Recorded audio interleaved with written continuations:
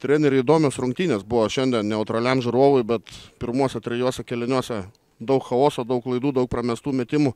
Ketvirtam kėliny lyg ir gerai buvo, ko pritrūko pabaigoje, kad perlaužtų varžovų stuburą šiandien.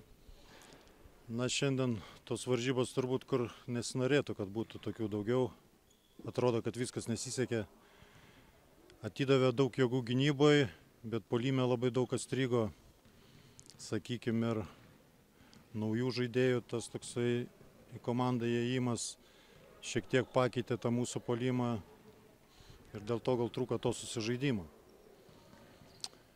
O perlaužti nepavyko, gal irgi tos žaidėjas, sakykime, 5 laikiau iki pat galo ir pritrūko jėgų paprasčiausiai, aš taip manau. Užuojauta Agnese dėl pralaimėjimo, tokios sunkios klampios rungtynės, kokie tavo įspūdžiai? Žinokit, tikrai labai daug minčių po šių varžybų ir su merginom kalbėjom. Pradžia šiaip iš tikrųjų nebuvo labai gera.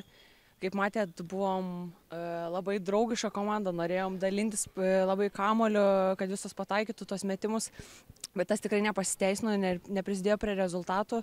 Antroji pusė šiek tiek pasitaisėm, bet čia pagrindinė klaida buvo ir gynyboje šiek tiek nesusikalbėjimas toks liūdna, labai liūdna iš tikrųjų. Visas rungtynės atsilikinėjot, ketvirtam kėliny parodėt charakterį, grįžot iki 2 taškų priartėjot ir atrodo buvo galima kabintis, kur kokių detalių pritrūko.